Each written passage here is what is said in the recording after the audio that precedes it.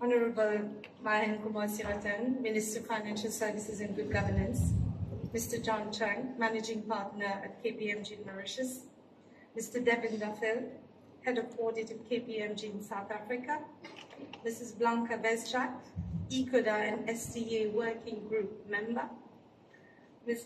Jessica Naga, CEO of Mindex Group, Directors, Founders, Patrons and members of the press, distinguished guests, all protocols observed.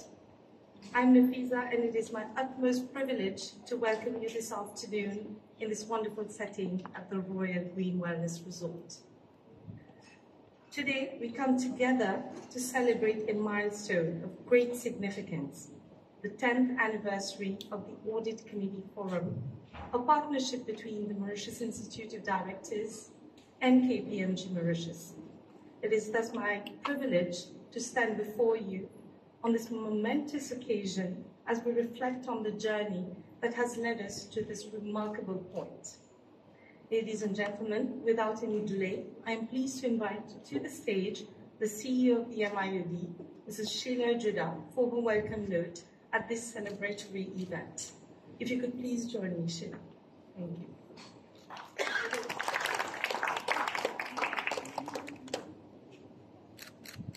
Thank you, Nafiza. Honorable Maurice Info, Minister of Financial Services and Good Governance, John Chang, Managing Partner at KPMG, Devin Duffel, Head of Audit of KPMG South Africa, Blanca Bezjak, ECODA and SDA Working Group Member, Jessica Naga, CEO of Mindex Group, MIoD Directors and members, our KPMG partners, members of the press, distinguished guests, all protocol observed. A very good afternoon to you all. And seeing this audience, I'm extremely happy to be here standing in front of you on this special occasion as we celebrate the 10th anniversary of the Audit Committee Forum. And today marks a pivotal chapter in our journey of corporate governance. A decade in this ever-changing business world is no small feat. And as the chairperson of this esteemed forum, I'm filled with a profound sense of pride and achievement. 10 years ago, the Mauritius Institute of Directors and KPMG took the pioneering step to establish the Audit Committee Forum in Mauritius. And with the help of 10 senior Audit Committee chairs at its inception, the forum was envisioned to be a guiding light and a strong support system for all audit committees in Mauritius. And before I delve into the significance of this occasion, allow me to share with you a testimonial on the impact of the Audit Committee Forum. In fact, I would like to share with you my personal journey. Well, years ago, in my first appointment as an INET, I was also nominated the chair of the audit committee of that company. Well, knowledge was certainly a foundation, but stepping into that role was still a daunting challenge, especially navigating this new role alongside people with profound experience. There was much more to it other than knowledge as the only compass. Well, how do you truly stand as independent? And how do you get everyone involved and engaged with all your stakeholders? And how do you meet the audit committee objectives while following the agenda? And very importantly, how do you get respected as a credible chair? add to this challenge of being the only women on the table in a world where audit committees aren't just about numbers. And while financial acumen is crucial, so is understanding the broader aspects that audit committees also look at: IT, ESG, climate change, compliance, cybersecurity, and evolving regulations, and also emerging risks affecting the board agenda. And this is where the Audit Committee Forum emerged as my anchor. I joined the forum since its very inception a decade ago. This became a decisive part of my journey as it played a crucial role in deepening my understanding of my responsibilities. It kept me at the forefront, constantly enriching my knowledge and experience, as well as opening doors to several opportunities as an independent non-executive director as well. And this forum is more than just a platform, it is a lifeline. Over the years, the forum has grown, changed, and adapted. But the core has always remained the same: to guide and support audit committees in both the public and private sectors, to help them understand better the ever-evolving business landscape and more effectively fulfill their roles and responsibilities. And one of the forum's most notable contributions has been our position papers. These papers were curated based on the most recent legislative and regulatory changes, aiming to guide audit committees by sharing best practices on vital areas like risk management, fraud prevention, cybersecurity, business continuity, and more. Having had the privilege to be involved since the forum's early days, I have witnessed firsthand the value of these 10 position papers.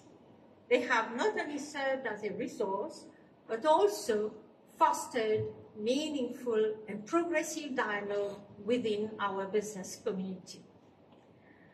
Our achievements aren't confined to these papers. The forum, in its essence, is a melting pot of brilliant minds.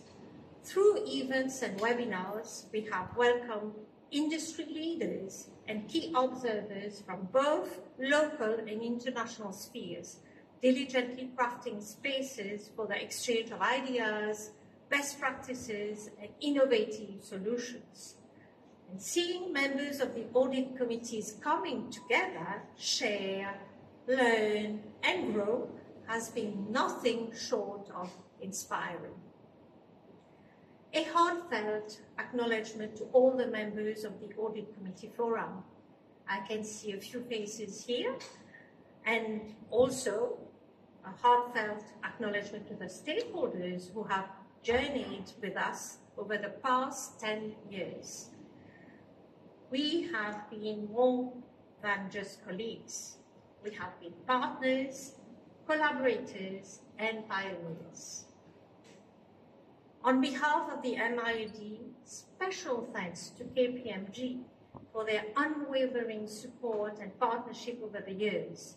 Their commitment and collaboration has been instrumental in enriching the discourse and facilitating the Audit Committee Forum's mission. We are grateful for their continuous contribution to our journey, enhancing the value and impact of our initiatives. Today, while honoring this 10-year journey, we are thrilled to unveil a special publication, the 100 Best Practices for Audit Committees. This 10th anniversary publication aims at guiding audit committees with the best practical insights to further rise to the challenges of our dynamic corporate environment. And I would like to thank you, Mr. Minister, for being with us today. Your presence magnifies this momentous occasion for the Audit Committee Forum celebrating its 10th anniversary. And I would also like to extend my utmost gratitude to all of you present here today to mark this decade of dedication, collaboration, and growth.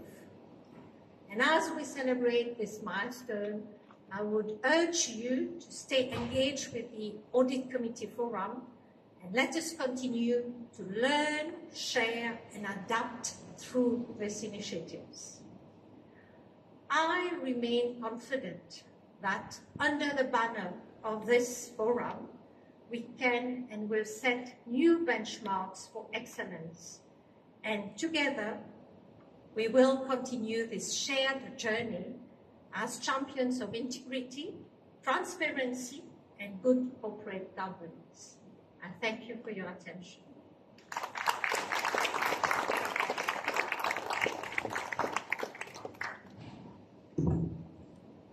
Thank you, Sheila, for this insightful welcome note. Valued partnership, such as the MIoD and KPMG collaboration, is what contributes to the promotion of ethical leadership and to driving sustainable business practices in Mauritius. I thus have the pleasure of welcoming on stage the managing partner of KPMG in Mauritius, Mr. John Chung, for his speech this afternoon. If you could please join me. Thank you.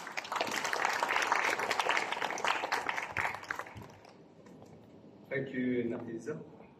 Honorable Maurice Info, Minister of Financial Services and Good Governance, Madam Gopal, Second Deputy Governor of the Bank of Mauritius, Sheila Ajeda, CEO of the MIoD and Chairperson of the ACF, members of the ACF, board members of the MIoD, distinguished guests, ladies and gentlemen, good afternoon. I am delighted to address you on the occasion of this auspicious milestone, that of ACF's 10 years of working together in Mauritius. It's great to see a few faces, not a lot, who have survived from 10 years ago. Georges and Sheila, Fabrice. And it is also refreshing to see so many new faces. And this tells us that the role of the Audit Committee as well is evolving. As auditors, we know how the audit functions, whether it's internal or external, serve in establishing a strong and sustainable framework for high-quality governance.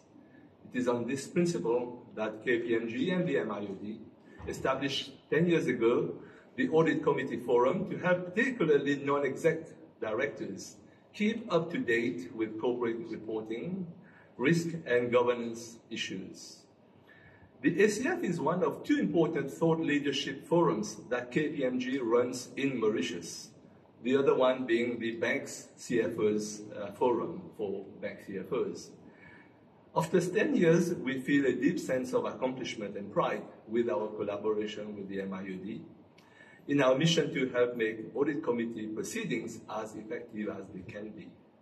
The insights we discussed in ACF help non-execs to feel confident in raising contemporary issues and the difficult questions at the organizations that they oversee, as well as helping with their continuous professional development. Let's face it, there's not a lot that is available once you become a director. It's as if you know everything now, or at least the expectation is. Most, if not all of our position papers still today serve as reference guide to Audit Committee members and to other stakeholders. Today's publication essentially summarizes in 10 points all the best practices that we've seen over the last 10 years, both globally and locally. I have no doubt that this document will become the reference document par excellence for every committee, for every Audit Committee director. A few words of thanks. Thank you to the Audit Committee Forum members who take time off their personal agenda to attend our meetings and who are so generous in sharing their personal experiences.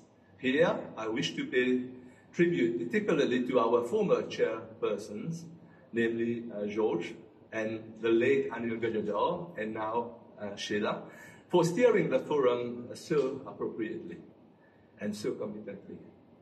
Thank you to my colleagues at KPMG, led by Varsha, who research what's going on in the world of audit committees across the globe, whilst focusing in the 40 countries or so, where in 6 continents, where KPMG member firms run a similar ACF forum, including countries like the UK, the US, France, and nearer to us, South Africa and UAE. Thank you to the editing team who worked tirelessly to produce those high-quality position papers, which are highly relevant, but also tailor them to our local environment. I could not resist dusting off our very first publication that goes back to 2014. What I found quite amazing is that 99% of the contents are still valid today. That doesn't mean that the work, requirements, and expectations of the audit committees have remained boringly the same. In fact, there have been so many additions to their scope of work: cybersecurity, tax legality, now tax morality, climate change, or just some illustrations of what's on their plate these days. Such dynamism makes the audit committee universe so challenging, yet exciting and relevant, and importantly, professionally enriching and rewarding.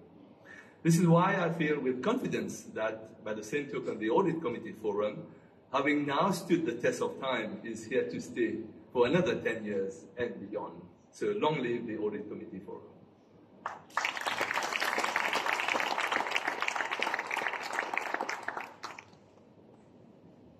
Wonderful speech. Thank you so much, John. Ladies and gentlemen, we now have the pleasure to welcome the Honorable Mahen Kumar Siratan, Minister of Financial Services and Good Governance, for his keynote speech at today's event. May I please invite the Minister to join me. Thank you.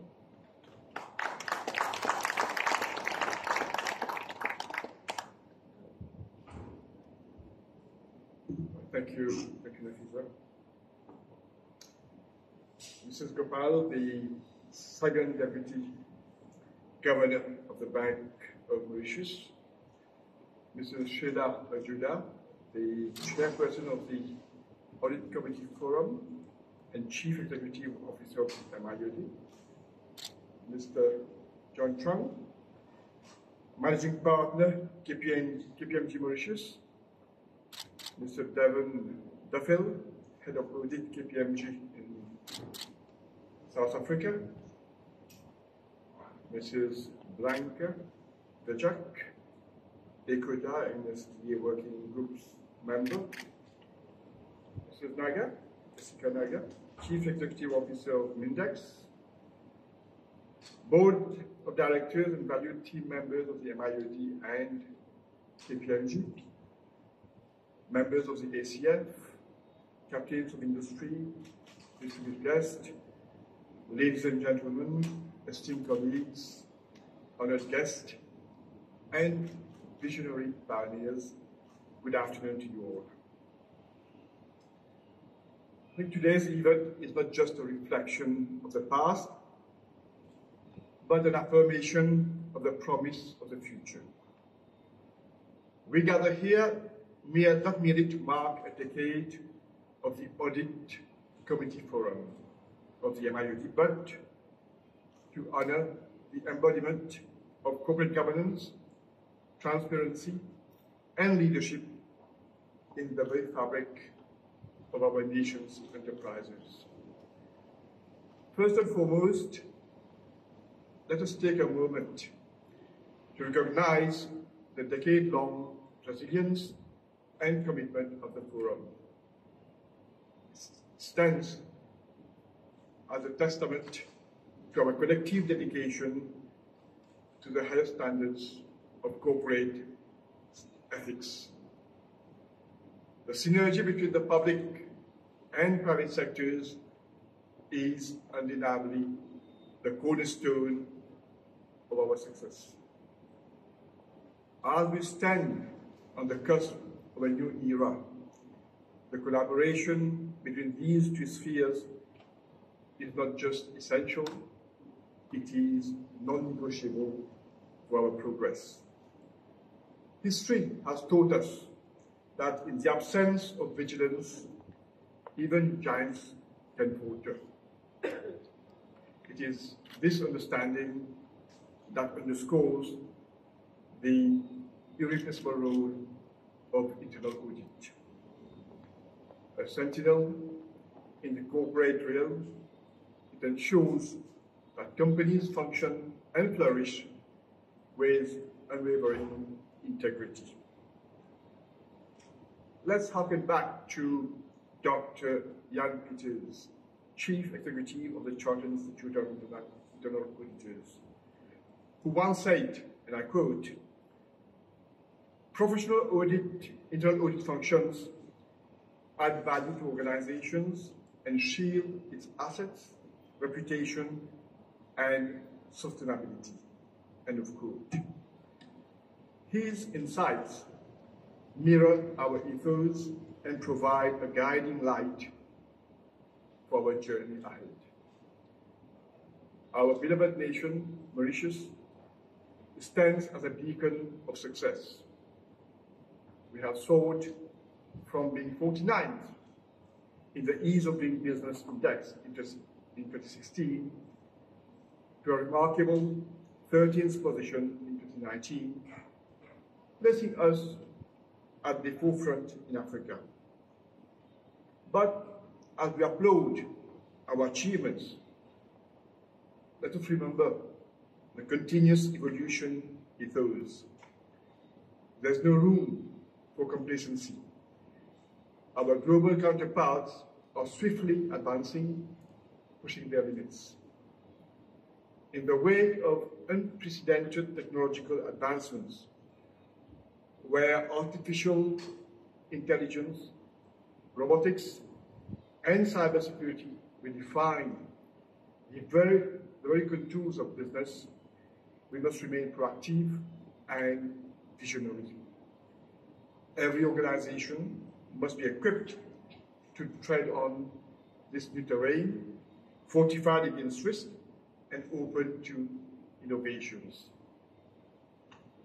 Our National Code of Corporate Governance for Mauritius 2016 is our compass, guiding us through these uncharted waters. It reminds us that corporate governance is more than a set of rules. It is our commitment to staying ahead, to being prepared for the future, and to embracing innovations.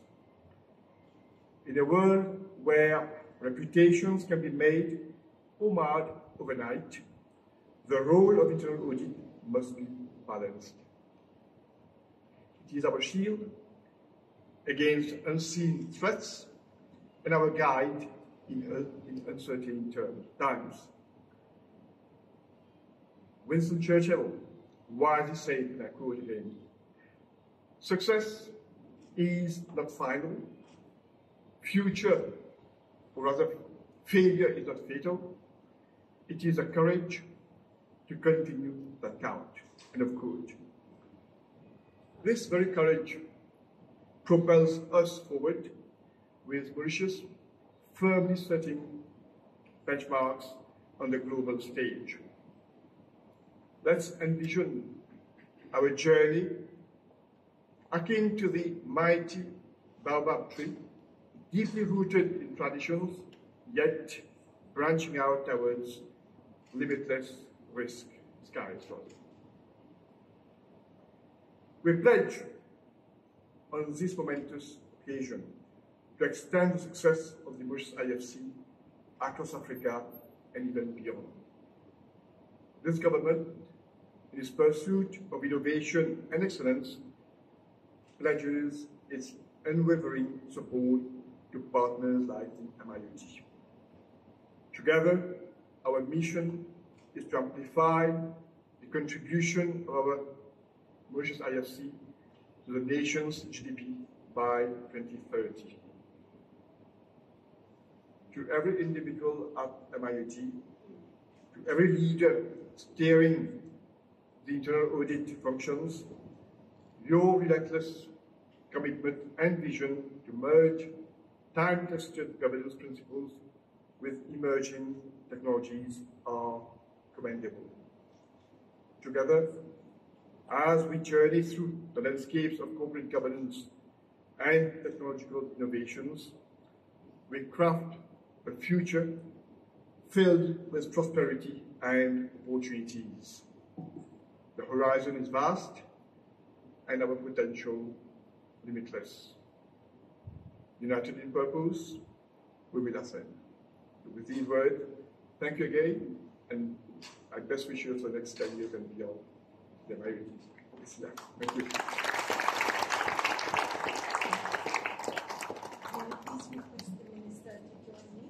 As we launch a special edition for this 10th year anniversary. Can I please invite Mrs. Sheila Ojeda and Mr. John Chung to join the Minister to do the honors? Minister. Thank you.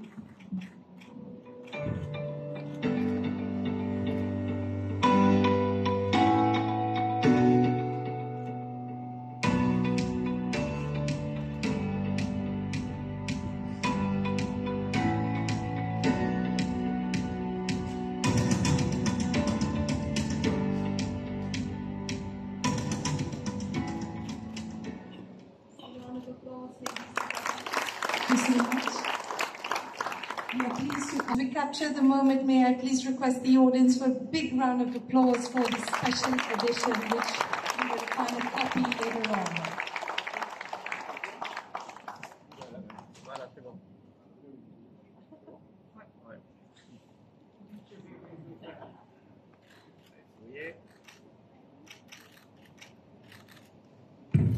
As mentioned, ladies and gentlemen, we will have a copy later on available for each of you to take back home. Now, the pleasure of having amongst us, all the way from South Africa, Mr. Devin Duffel, Head of Audit from KPMG in South Africa and across Africa, for a brief presentation on Audit Committee's responsibilities. In his 30 years at the firm, Devin has led the firm's IFRS technical audit, delivery, tax, and transformation initiatives, and served on the firm's executive and policy board. He has also served many of the firm's largest clients in that time in areas such as external audit, technology advisory, tax, and IFRS technical advisory. In addition to his firm leadership roles, Devin has been the lead partner on a number of the firm's large, listed, and complex external audits and specialized IT and cyber-related assurance engagement. He also represents the firm on key external forums, such as the Audit Committee Forum, CFO Forum, the Audit Profession Trust Initiative. It is my pleasure to have you with us, Devin, this afternoon. May I please invite you to join me on stage for your presentation. Thank you.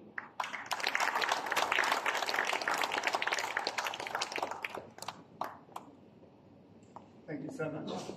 And all protocols observed, but certainly Mr. Minister, Deputy Governor, Madam Chair, John, a senior partner of our practice here, and might I add, John as being added to the executive of KPMG across all of Southern Africa. John, wonderful to work with you in that new capacity. And ladies and gentlemen, members of the Audit Committee Forum, what a special privilege for me to be with you. I was last in Mauritius 10 years ago, Madam Chair. So for you to be launching your 10-year event, I was probably at your initial launch, and what a special privilege to be back with you today. Certainly, Minister, as you welcome, and the contribution of audit committees and of internal auditors, I'm sure you also mean external auditors and the important role they play with audit committees. And in fact, today, I think I'd like to add a little bit around that. especially today when my topic was to share some insights into the challenges audit committees face now. On the backdrop, John, of your publication, which says, here's 100 best practices. I thought, well, how do I squeeze 100 best practices into the 7 minutes that John gave me? And for the record, John, I actually have 15, but John knows if he gives me 7, I might manage it in 15. So I will try and keep it brief. And John, please tell me when the time is up. So my objective is not to go through the 100 best practices today, but rather to tell you about the challenges that you have ahead of you.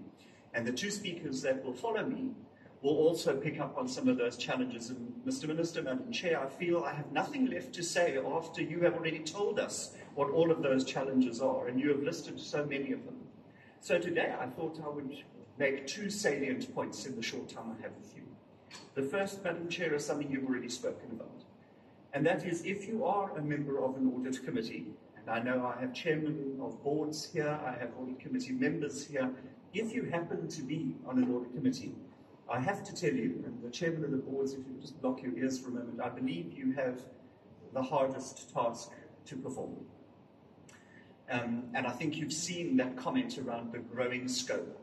And so when I look at the challenge that audit committees face, if I look at the biggest concern that the Audit Committee Forum in South Africa is expressing, Madam Chair, through its independent members, it's exactly this point, is how long is this piece of string? How much more could we possibly be responsible for? And Chair, I have to tell you, but since the corporates that you serve are also responsible for all those things, so they're growing all the time, I'm afraid it is just part of it. But that's question number 1, is the greatest challenge is one of scope. So let's talk a tiny bit about scope. You know, it wasn't that long ago, probably no more than 5 years, when all we worried about was financial reporting. All we worried about was whether the financial statements were kind of okay-ish. Note I'm not using technical audit language here, John. You know. They were kind of okay-ish, and that's about as much as we had to worry about. But think what we've added, and all of them are topics you have mentioned, honourable guests, and the speakers beyond me will speak of. But let's just take any one of them. Let's take a 3, 4. Let's take ESG. What ESG is doing is basically saying, yeah, it's really nice that you kind of report about the financial reporting, which is a practice of 600 years old, of which there are 200 standards which tell you how to account for anything. By the way, the latest of which, if you're on an insurance company, any auditor or CFO will tell you the insurance accounting standard is the most complex accounting standard ever invented. And you're doing that this year. And that's just still in the financial reporting realm. ESG, in essence, is basically saying, but what about the rest? It's saying, so the finances, okay, those are okay-ish, we understand what you're saying. What are you saying to us about ESG? And the biggest fear I have about ESG is that we view it as, what's my carbon footprint, or how much impact am I having in the way I run my business? And for many Mauritian businesses, financial institutions, actually your carbon footprint is not terribly huge. And spending your time worrying about what you do in your business in terms of the amount of paper you consume, electricity and water, all vitally important. And your stakeholders want to know all of it, but that's not what this is about. Because what it's really about is saying, what is your business doing about the impact, positive and negative, risks and opportunities you can have on this planet? And equally complex, what is the impact of what's changing in this planet, or on this planet? What is the impact of that on your business? And many of us have now been in this journey for a couple of years. But if you're a financial institution, sitting in any major city, anywhere in the world, and you're facing your shareholders, they are going to say that extremely large financing that you're providing oil companies or coal companies, how long are you going to continue doing that? Now, that's a little different than counting the carbon that a bank produces. It's asking systemically important questions. If you're an asset manager, it's asking, how long are you prepared to have assets in your portfolio of stocks that the world doesn't wish to see any longer? And then there's the much harder question. If you come from an environment, as we do, from Africa, what does, in this language, just transition look like? How do you transition from carbon-based economies, hundreds of thousands, millions of people employed in industries which are extractive in nature, yet the world doesn't wish you to extract anything anymore? And that's how fundamental some of these are. So please don't ever walk away thinking about ESG as, how do I report some stuff about my carbon footprint? It is the least significant part of what corporates are facing today. It's nothing short of a complete revolution. And by the way, we as the audit profession face a great deal of challenge because coming shortly your way, Minister, I'm sure in Mauritius too, will be the requirement for auditors to say that what you're saying about the impact you have on the planet and the planet has on you needs to be signed off by auditors. This will happen. It's happened across all of Europe already this year, and it will happen everywhere. And I want you just to stop for a moment, say thank heavens perhaps you're past that stage of needing to actually qualify on these matters. The exciting thing about being able to attract talent to our profession, which is a major concern, Minister, of how one keeps the best talent available to work with audit committees, to work with management, to ensure proper governance, proper reporting, proper sustainability, is you're now turning auditors to what I viewed as the guardians of the capital markets to actually being the guardians of the planet. And we're doing together with audit committees, with management, nothing short of actually saying your role has changed. You no longer are a guardian of this business or the guardian of the capital market, or contribution to it, but you're becoming a guardian of the planet. That's deeply inspirational for our young people. And how wonderful that that's the journey that people can be on. And how inadequate the education they're getting currently if they're only studying finance and accounting. Because while they thought that was tough, we probably need to start educating them on content 5 times as complex as financial accounting, so they can do their work, you can do your work, and we together can be confident. And that's just the ESG topic. The same is true for cybersecurity. Every one of your institutions will be facing thousands, if not tens of thousands, attacks on it every single day. You know this already. This is not new. The only thing that's new, Minister, I think you alluded to this, is that attackers are getting smarter. And as fast as you can throw protection at it, they can throw hundreds of times the resource at the idea of breaking it. So I think we all know, and it's now quite old hat, to talk about the fact that this is a continuous area of focus for you. But I'll come to some challenging questions you should ask in the meantime. Let's keep going on some of the challenges. If you've spoken climate, you've spoken about cyber data, what about artificial intelligence? So let me be provocative. There is no such thing. And if you've popped onto ChatGPT and asked it some questions, well, that's not artificial intelligence. I have to tell you, my honours project some 30 years ago was to build artificial intelligence solutions, and I'm glad to see that we're still grappling with it. But there are artificial intelligence solutions out there. Much of what you're going to have getting into your business is not truly that. It's what we call machine learning. And machine learning is simply the machine's ability to learn to do something better, faster, etc. And a lot of that exists, and it's incredibly valuable. The internal, external audit professional are using that technology themselves. Your businesses are using that technology. Artificial intelligence, and by the way, it does exist. It's just in really locked up back rooms with very big boxes. And that's released when big tech companies think they can most maximize out of it. Artificial intelligence is something we really have to worry about because it reaches the point where the machine progresses into a direction you have no control over the direction it's going to take. So by definition, if it's a programmed solution, it's only going to do what the program is asked it to do. Artificial intelligence goes beyond and says the machine will learn for itself what it does and where it goes. That's worrying. So when you say, let's embrace artificial intelligence in our business, there are some really interesting questions, Madam Chair, the Audit Committee should be asking, which is, really? And is it truly artificial intelligence, or is it just clever machine robotic programming, etc.? Or is it that a machine is now doing something we didn't ask it to do?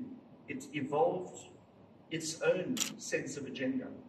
My question to you is, how on earth, Madam Chair, could you ever be comfortable with what's being produced out of it when you didn't design it to do that? By definition, it's saying it moves to a point where it's doing something you didn't design it to do. So without trying to scare you too much, and no, I don't believe it's the end of the human race as we know it, I'm just saying if you want to use this stuff in your businesses, we, by definition, will not understand what it's doing because we didn't ask it to do it and we have no idea what it's doing. When your auditors, therefore, tell you they too are using artificial intelligence, which we also talk about all the time, isn't it amazing how regulators are asking, how can you do that? Because you don't know what it's doing. And surely an auditor needs to know what it's doing, and you are using a machine which doesn't know what you don't know what it's doing. So there is so much to go here in terms of this tech. The stuff that's existing at the moment is really good. The ability for us to understand it and comprehend it as auditors or as reporters is really in its infancy. I remember being at a similar conference where a CFO of a Southern African bank stood up and spoke about all the robotic process automation they're using in finance for financial reporting. And a question came from the bank, please don't do that to me. And that question was, what are the controls you have over this? And of course there weren't any. And that was truly scary, because that was a bank. And we didn't have controls over it. You know, which auditors' bots are auditing the bank's bots? And the level of complexity we're dealing with is more than an acronym, it's more than just a term, Madam Chair, and I think this is such an important point. So if your greatest challenge is one of scope, because the only thing you know for sure, Chair, when you're standing here in 10 years' time, there will have been another 100 set of challenges. So if your greatest challenge is scope, I'd like to move to the last part of my conversation with you today, which is, so what is your greatest solution? And I've already heard it mentioned by every one of our honoured dignitaries today. It is the power of the question. The great thing, and auditors learned this a long time ago, I think INEDs are really good at it, some, is the power of the question. The Chair, you went through, when you introduced so many, the questions you asked were how. What a great question. Remember, there are another couple of W's. What, where, when, why. Go for all of them. The greatest power, the greatest asset that an audit committee has is the power of questions. And Minister, with your permission, I'd like to talk a little about external audit and audit committees working with external auditors. I have some interesting questions for you as audit committee members, and for anybody from KPMG or any of our colleague audit firms, block your ears. That should come as a surprise to you when you ask these questions because they're hard to answer. But these questions are in the lines of defense that an audit committee relies upon. Minister, you so rightly identified management's important role with integrity and ethics. You then identified that one of the three lines of defense being our internal audit colleagues, who are a real bastion of this. And then, of course, you have third, fourth, and fifth lines of your banks these days, one of which, depending on how you count it, is your external auditors. And my biggest invitation to you as you move forward in the next stage is to spend more time with your external auditors, demanding and expecting more of them, and demanding more of yourself in what you understand about what they are doing. And I'd like to give you 3 or 4 categories of questions that you take away today that are not in the 100 best practices, but questions for you to handle. Let's start with the first and the most obvious for auditors is risks. I think we've all read the stock standard blurb you get from most auditors, us included, on reports, key audit matters, key risks. I beg you to not let your conversation be on that. Those are probably important matters, but they're not the only ones. So I'd like audit committees to spend more time with me as an external auditor, asking me questions like, what do you see as the single biggest risks here? And what are you doing in your audit about it? And if you are not, what can our internal auditors do about those risks? And are there any key risks that you're working with that are not also key risks to management? And why is there a dichotomy between those two? So scope, Chair. Let's take climate. Hugely importantly, please ask your auditors, and no, we don't have brilliant answers all the time for this. As you've said, Chair, it's a constructive dialogue where you evolve a great solution because great minds work on it. So ask your auditors, even if we don't have great answers for you right now, what are you doing on this audit to think about climate change? What risks of climate change are you seeing on this business? And you're going to see a pattern. And what risks do you see that management aren't flagging? So you can see a pattern there. But honestly, spend time asking your auditors what they're doing about climate risk. Where and how have they changed their audit approach because of it? Where do they have to dig deeper? So, Chair, I know we're in good hands with the good questions that you've learned to ask. Questions your greatest asset. I'd like to add one other ESG. I think we've spoken through. I'd like to talk about one we have. Cyber, I'm not going to add anymore. I think you know the questions you should ask. But I'm going to add one we haven't spoken about. And Chair, you did mention a couple of others, compliance, regulatory development, gosh, yes. One other that I think we haven't spoken about is fraud. This is the single biggest expectation gap element between the audit profession and the stakeholders who rely on the outputs from audit committees and their external auditors. For about 200 years, the auditors have made it plain that it is not the auditor's responsibility to detect fraud. Well, this is true. It can't be our first responsibility. You're in real trouble if you're relying on your external auditors to detect fraud, right? So we know about all the lines. But what is changing is that worldwide, the audit profession can no longer say, this is not our problem. And standard setters around the world have moved to say, yes, it is what your stakeholders want of you, so what are you going to do to move in that direction? So, Chair, I suggest for the Audit Committee Forum, please don't wait for the next draft of standards to come along. Just start a constructive dialogue with your auditors now to say, please let me understand what work you do on fraud. It might be light, it might be heavy, it might look like complete nonsense. It might be a stock standard set of routines which may be of value and may not. Ask your auditors where they are bringing extra professional skepticism to bear. I.e., by taking the economic environment into account, and again, Chair, you've spoken about this. If you're in financial services and you've lived through COVID, you know the crunch you will have had on credit and the complexity of trying to estimate a future that was so uncertain. That's not this. But when you take the economic circumstance into account, you know there are heightened areas of fraud risk. Ask your auditors what those heightened areas are that they are worried about. Ask them what extra work they are doing about that, and that's a scope debate between you and your auditor. Ask them where they have brought professional skepticism to bear, and if it's in the right place, and how they did it. And Chair, I'd wrap that up as the lights come on. I think they're telling me, John, I've spent way over the 7 minutes. But really to be able to say, asking great questions in a collaborative manner aimed at growing governance, introspection, inspection, and outcome, I think will yield a phenomenal next 10 years together. So thank you very much for your time today.